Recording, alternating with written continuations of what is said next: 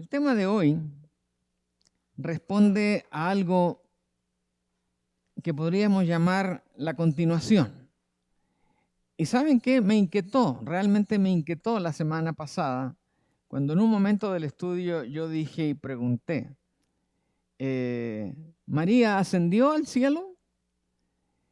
Y me pusieron todos una cara muy especial de duda absoluta.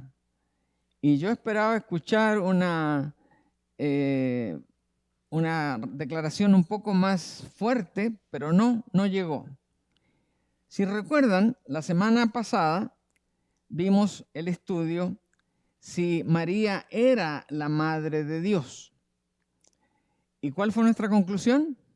La madre de Jesús, pero no la madre de Dios. ¿En qué sentido María es madre? En el único sentido que ella puede tener como ser humano. Mujer, fue engendrada, allí hay un milagro. Si alguien lo quiere explicar o entender de otra manera, pues quémese los sesos si quiere, pero es un asunto de fe. Yo creo, Dios a través de su Espíritu Santo la fecundó. De ahí en adelante, ¿quién trabajó? ¿El Espíritu Santo o el cuerpo de María? El cuerpo de María. Y ese bebé se creció, se fue desarrollando, gracias por la palabra, y hasta que finalmente a los 9 meses, sin excepción, él nació vaginalmente, como diría un médico, y dio a luz a este bebé. ¿Mamá María? Por cierto que sí. ¿De quién? De Jesús, el Hijo de Dios humanizado. Punto. Entonces, María, a través del intercambio y la inquietud de algunos líderes religiosos, estoy hablándoles del concilio de Nicea y el concilio de Éfeso, ellos elaboraron pensamientos donde uno, que sabía algo de matemáticas, dijo, si A es igual a B y B es igual a C, entonces A es igual a C. ¿Me siguieron? Matemática básica del primer grado de la escuela. ¿Sí? Si A es igual a B y B es igual a C, entonces C es igual a A. ¿Ahora sí? Entonces, siguiendo ese pensamiento, alguien dijo, bueno, la Biblia nos enseña que Dios es Padre y Espíritu Santo, pero también es Hijo. Entonces, si el Hijo es igual al Espíritu Santo y el Espíritu Santo es igual al Padre, entonces el Padre es el papá de Jesús o Él es el Hijo de Dios. ¿Se entiende? Entonces, suena una cosa muy interesante, pero al final de todo, ¿es María la Madre de Dios? Por supuesto que no. Por supuesto que no. ¿Fue la mamá biológica de Jesús? Yes. Sí, ahí estamos. ¿De acuerdo?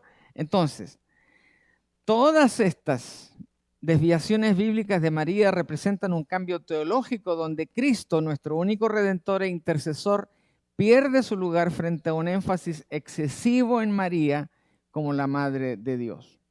Y la primera declaración, la idea de que María era la Madre de Dios en el sentido de que ella fue la fuente de Dios o de alguna manera precedió a Dios, en sí misma es una declaración totalmente antibíblica. Porque todo lo que pasó no fue por el poder de María, fue por el poder de ¿quién? Del Creador y su Espíritu Santo. ¿Estamos de acuerdo? Entonces, María en la historia, por supuesto, tiene su lugar. Una mujercita admirada, reconocida por todos nosotros. El Señor algo vio en ella, unas características muy especiales. Solo fíjense en la cultura, hermanos, del tiempo de María. Cuando una mujer quedaba embarazada antes de casarse, ¿saben cuál era el castigo? Morir apedreada.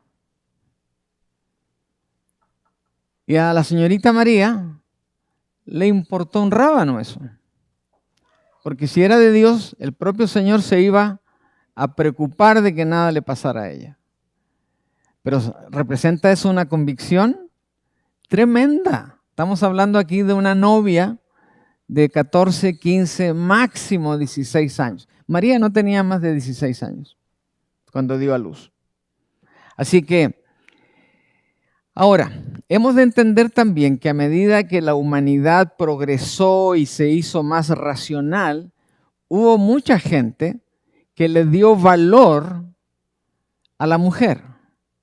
Aun cuando, en el tiempo que María nació, las mujeres eran tratadas como esclavas de primera clase, digamos. No de segunda ni de tercera, pero de primera clase. Pero eran esclavas, al fin y al cabo, esclavas. ¿Por qué? Porque ellas tenían que alimentar, atender, sembrar, recoger, cosechar, ir al agua, sacar el agua, traer el agua, lavar los calzones, enjuagarlos, atender a los animales y más encima tenerle a la hora la comida al mariachi. Digo, marido. ¿Verdad? El marido ayudaba, sí, a espantar las moscas. Ese era su trabajo. Y ir a la cosecha o ir a los animales, y que era el trabajo rutinario que ellos tenían que hacer. Pero así de trabajar, la mujer lo superaba.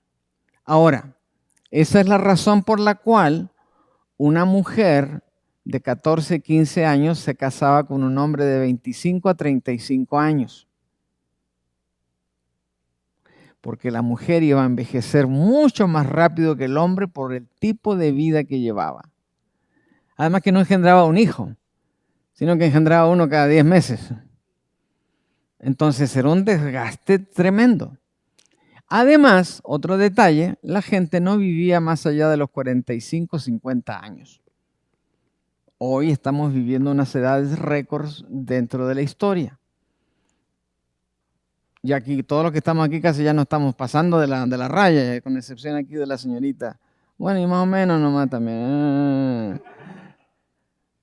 Es decir, hermanos, yo pienso en mis padres. Mi mamá tiene 91 años, mi papá tiene 92. Yo recuerdo de mis abuelos o mis tíos, 60, 70 empezaban a morirse. Y ahora pues es diferente. Entonces todo eso nos ayuda a entender que hubo cierta manera de honrar a la mujer. Y muchos vieron en María un ejemplo tan grande que le tuvieron respeto.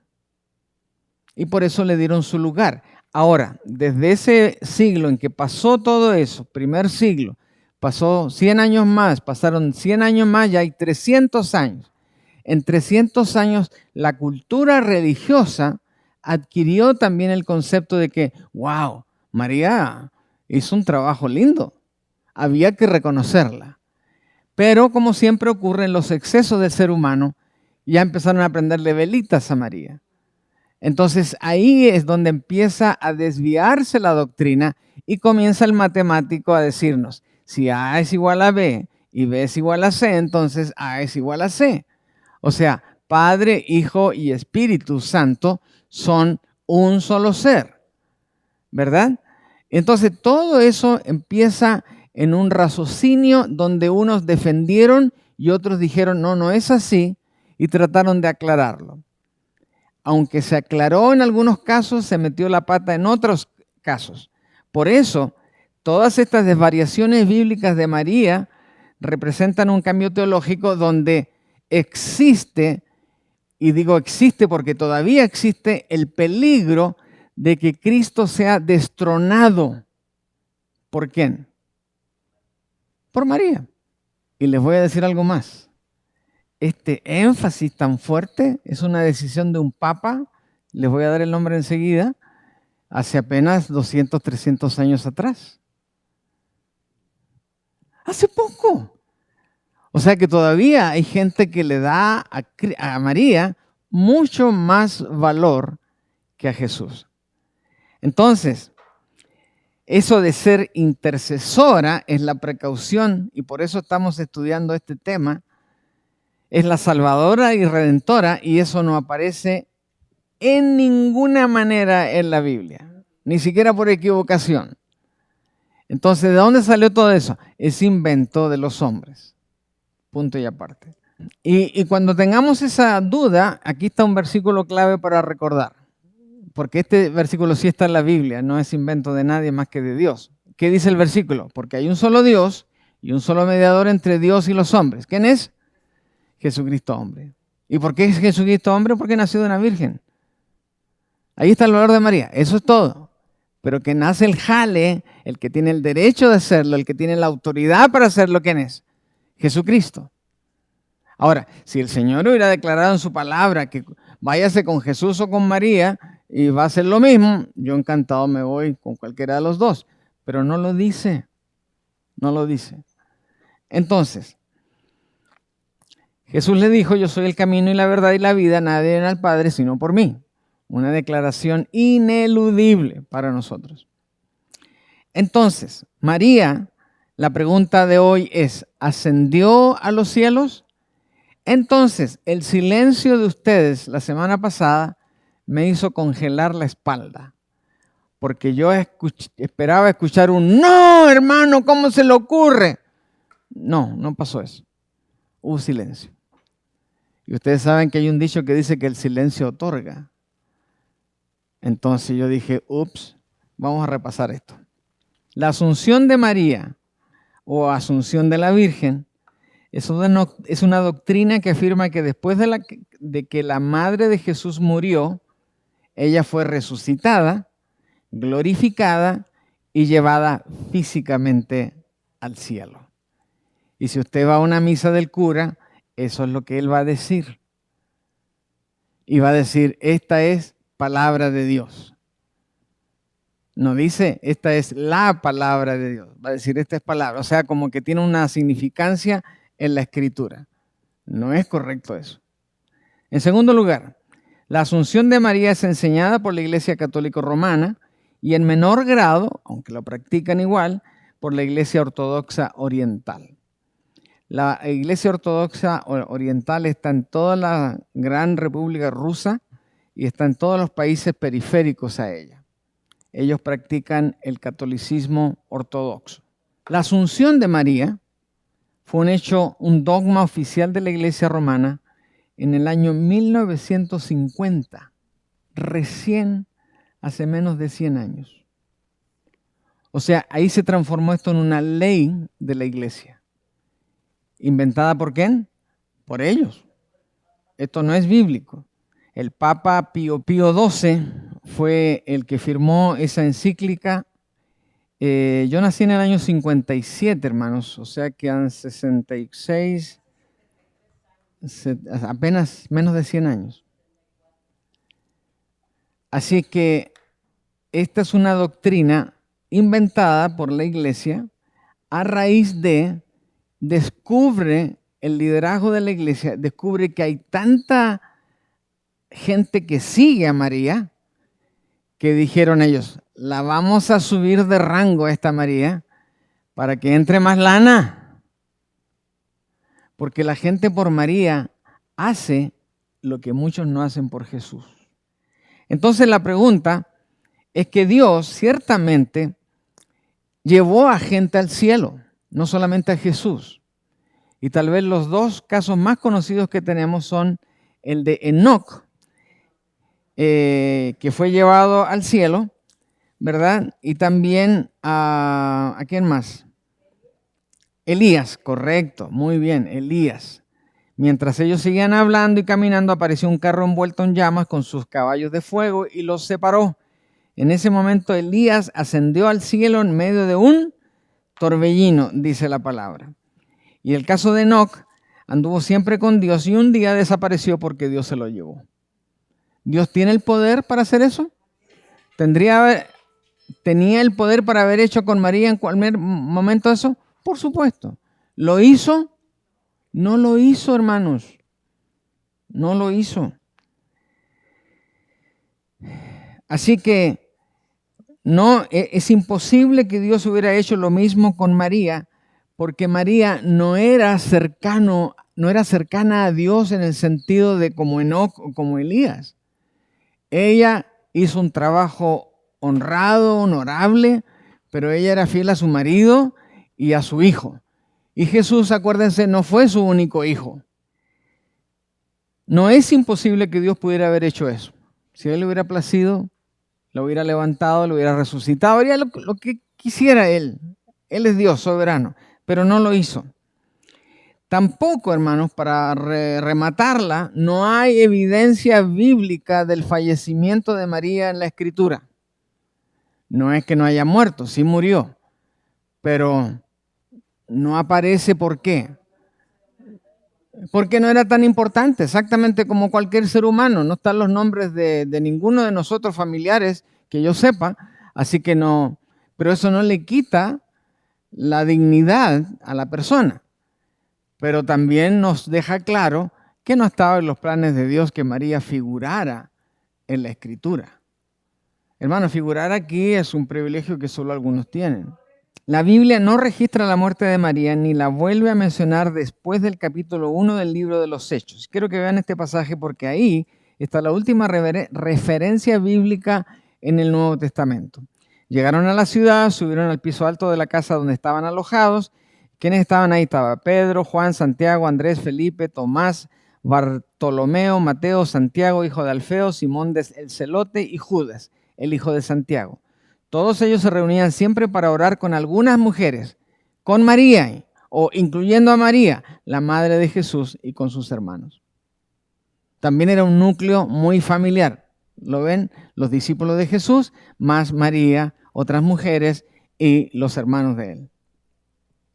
Así que esa es la última referencia. Así que la doctrina de la Asunción es el resultado de la exhortación a María con una posición sobrecalificada en cuanto a compararla con Jesús. Ahora, yo no me acuerdo de haber escuchado eso en una clase de religión católica donde yo asistí en la escuela por muchos años, pero no me causa sorpresa escucharlo en algún otro documento. Algunos católicos romanos van todavía más adelante en su afán de exaltar a María, que algunos de ellos afirman que hubo testigos de que María, una vez que falleció por viejita, al tercer día la resucitaron. Leyenda, invento, novela. Y que María después de eso ascendió a los cielos igualito que Jesús. Entonces, ¿qué encontramos aquí? A un grupo de personas que está tratando de darle a María el valor que no tiene, pero que tiene ¿quién? Su Hijo, Jesús. Entonces, tenemos que tener claro también que el Nuevo Testamento enseña que Jesús resucitó al tercer día y que Él ascendió corporalmente al cielo. Jesús resucitó primero, estuvo 120 días aquí en la tierra y después fue ascendido. Así que digamos que Jesús subió a los cielos como lechuga. No había un proceso de que recién resucité ni que nada. Él ya estaba en una situación totalmente diferente. Entonces, es necesario que el Hijo del Hombre sea entregado en manos de hombres pecadores y sea crucificado. Pero el tercer día, ¿qué pasó? Resucitó. Otro más. Después de haber dicho esto, ellos lo vieron elevarse y ser recibido por una nube que lo ocultó de sus ojos. Así que el asumir que sucedió lo mismo con María es atribuirle a ella algunos de los atributos de Cristo. Mientras que la idea de la asunción de María no es una herejía ni un sacrilegio en sí misma, la asunción de María es un paso importante hacia por qué se reza, se le venera y se adora a María. Porque un grupo de los líderes de la iglesia romana quisieron levantarla tanto, porque les resultaba más atractivo y más popular. Más popular. Así que la Asunción, la enseñanza de la Asunción es un paso más para hacerle igual a Cristo, proclamando esencialmente la deidad de María.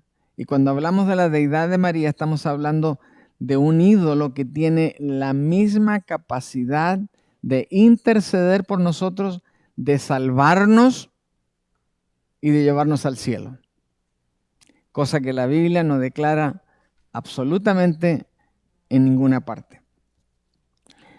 También, contrario a esto, pedir a alguien aquí en la tierra que ore por nosotros sí es bíblico, ¿verdad?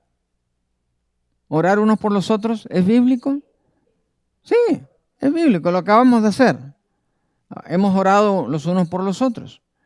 Y el Señor, en su soberanía, recibe esa oración y la contesta cuando Él quiere. Puede ser instantáneo, se puede demorar, la respuesta puede ser sí, la respuesta puede ser no, y aunque sea un sí o sea un no, alabado sea Él, el Señor. Fíjense lo que dice, 2 Corintios 1:11. Si ustedes nos apoyan con sus oraciones por nosotros, si muchos oran por nosotros, también serán muchos los que den gracias a Dios por el don concedido a nosotros por tantas oraciones. ¿Quién está diciendo eso? El apóstol Pablo. ¿A quién le estaba pidiendo? A la iglesia de Corintios. Oren por nosotros. ¿Qué hice yo hace algunas semanas? Dije, iglesia, apóyenme, oren por mí. Es lo único que les pido. Oren por mí. ¿Por qué? Porque creemos en eso. ¿Y por quién va a orar usted? ¿Por la Virgen o por Jesús? Pues si ora por el Señor Jesús, pues sí le creo. Pero si anda orando por la Virgen, pues ¿qué culpa tiene la pobre? Así que, por eso, Pablo se manda aquí unas buenas palabras. Dice, no ceso de dar gracias por ustedes al recordarlos en mis oraciones. Yo sé que por la oración de ustedes y con el apoyo del Espíritu de Jesucristo, esto redundará en mi liberación. Doy gracias a Dios a quien como mis antepasados sirvo con limpia conciencia de que siempre, día y noche, me acuerdo de ti en mis oraciones. O sea, la intercesión de unos por nosotros se vale. Pero la oración de María nos sirve para algo, para nada. ¿Saben por qué? Porque María ya se murió. Y los que podemos interceder somos los que estamos vivos. María ya hizo su trabajo. Ya fue reconocida por el Señor. Está en un lugar muy especial ella. Pero ahora para que más encima tenga trabajo desde allá. Así que el apóstol Pablo pide a otros cristianos que oren por él en Éfesos 16-19. Oren también por mí para que cuando hable sea dado el don de palabra y dé a conocer sin temor el misterio del Evangelio. En segundo lugar, también, hermanos, la Biblia no menciona en ninguna parte que alguien pida o alguien en el cielo que ore por él o ella. Aquí hay algo espantosamente terrible que ocurre y que lo escucho a cada rato, viniendo de un lado y a veces de otro lado. Mi mamá está en los cielos y ella va a estar orando por nosotros. ¿Puede ser eso? No puede ser. ¿Por qué no? Tercero, la Biblia no nos dice en absoluto que María o los santos puedan oír nuestras oraciones. Así que ellos no pueden saber. La Biblia no nos dice absolutamente nada de que María o los santos pueden oír nuestras oraciones en el cielo. Así que si la Lourdes está realmente en el cielo, ¿puede escuchar las plegarias? No. ¿Puede responder a nuestras peticiones? No. ¿Quién es el único que las escucha? Jesus. Only Jesus. Siempre que la Biblia menciona orar o hablar con los muertos, lo hace en un contexto negativo en el que implica actividad que la Biblia condena. Cualquiera que anda hablando con muertitos está metiendo la pata severamente delante del Señor. Así que eso en cuanto... y aquí un par de versículos para que lo tengan claro. El hombre y la mujer que evoquen espíritus de muertos o que se entreguen a la adivinación morirán apedreados y serán los responsables de su muerte. Esa es la ley del Antiguo Testamento. Si practicáramos esa ley ahora, aquí la Montana y la Alabama y la no sé cuánto hasta el centro estaría destrozada porque hay un montón de oficinas para leer cartas, interpretar cartas de amor, maldiciones, brujerías. Ok, para que les quede claro, hermanos, Deuteronomio 18, que no haya en ti nadie que haga pasar a su hijo o a su hija por el fuego, ni nadie que practique la adivinación, la agorería, el sortilegio, la hechicería, el encantador, la adivinación, ni mago, ni nadie que consulta a los muertos. Así que esos también que ponen una mesa de 3 patas y que empieza a brincar por un lado y después por el otro lado, aparte de que era de un zapateador, esa cosa está prohibida por Dios. Al Señor le repugnan todos los que hacen estas cosas. Y precisamente por estos actos repugnantes el Señor tu Dios va a expulsar de tu presencia a estas naciones. Así que orar a María o a los santos es completamente diferente que pedirle a un amigo o un hermano que ore por nosotros. Lo otro es caer en maldición bíblica de acuerdo al Antiguo Testamento. Ahora, si ustedes y yo con fe pedimos algo, ¿el Señor puede honrarlo? Claro. ¿Alguien ha tenido una oración así? ¿Una experiencia así? Ya, qué bueno, porque así no tengo que explicárselos. Pero es una sensación maravillosa.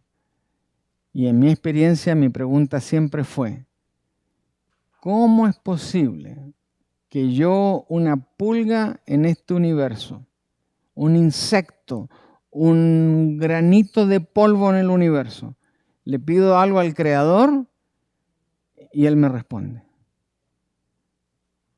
¡Wow! Que somos importantes para Él, ¿verdad? Hermanos, déjenme terminar con esto. Entonces, ¿qué es eso de que María ascendió del cielo? El resumen de la historia es este. El problema es que no existe ninguna referencia bíblica en cuanto a la asunción de María. María no ascendió a los cielos. Murió como cualquier mortal sobre la tierra. Se le honró como una buena mujer, una buena persona, y estoy seguro que está en el cielo gozando las bendiciones del Señor. La Biblia tampoco registra la muerte de María ni la vuelve a mencionar, como dijimos, después del capítulo 1 del libro de los Hechos. Ella desaparece de la historia narrada en la Escritura. Ahora, ¿eso elimina todo lo bueno que hizo? No, pero no le da el poder de intercesora o de salvadora. Tercero, así que más bien la doctrina de la Asunción es el resultado de la exaltación exagerada, diría yo, de María a una posición comparable a la del Hijo de Dios. Ella no es el Hijo de Dios. Es la mamá física, fisiológica de Jesús nuestro Señor. Pero eso es todo. Y el Nuevo Testamento sí enseña que Jesús resucitó al tercer día y que Él ascendió corporalmente en el cielo. Por tanto, hemos de acercarnos, hermanos. Jesús, nuestro intercesor, se ocupa de todo. Amén. Por eso insistimos, lo he enseñado varias veces aquí en la iglesia. Hay que hacerlo de vez en cuando de nuevo. Pero Jesús es nuestro único intercesor. Por eso nuestras oraciones, y el Nuevo Testamento lo enseña con toda claridad, hemos de orar siempre en el nombre de Jesucristo. Porque de repente por ahí salen algunos poetas que oran en el nombre de muchas cosas, pero están violando el concepto bíblico. El concepto bíblico dice que cada vez que usted ore por gratitud, por petición, por intercesión, por lo que sea, hágalo en el nombre de Cristo. Por supuesto. Ahora, ¿qué pasa si no oramos en el nombre de Cristo? Quiere decir que no lo tenemos en la cabeza y esa oración puede ser tomada por alguien más. Claro, entonces para asegurarnos eso, yo he de orar siempre en el nombre de Jesús. Oramos también en el nombre del Padre, del Hijo y del Espíritu Santo. ¿Se vale hacer eso? Por supuesto, eso es bíblico. Pero si vamos a orar sin mencionar la Trinidad, hemos de orar siempre en el nombre de Jesús. porque nadie en el cielo puede mediar a favor nuestro excepto nuestro Señor Jesucristo. Así que, hermanos, pregunto como la semana pasada, ¿María ascendió a los cielos? All right. ¿Es María la madre de Dios? Eso. Aleluya. Han salido aprobados. Tienen un 100 en esta noche. Padre, te doy gracias por tu maravillosa palabra, porque nos permite, Señor, rascarla, estudiarla, meternos en ella, Señor, y dejar que ella vaya aclarando nuestros pensamientos, nuestro conocimiento y nuestra fe. Qué privilegio, Señor, tenemos de ser tus hijos. Señor, que el resto de esta semana sea una semana llena de victorias, de bendiciones. Y, Señor, que podamos gozarnos de tu cuidado y tu bendición en nuestras vidas en cada minuto del resto de esta semana. Y que el domingo, al reencontrarnos aquí para alabar y glorificar tu nombre, tengamos una vez más un verdadero banquete espiritual. Llévanos a casa con seguridad y con tu bendición. Te lo pido, Padre, en el precioso nombre de Jesús, nuestro Señor, nuestro Salvador. Amén. Que Dios les bendiga. Cuídense.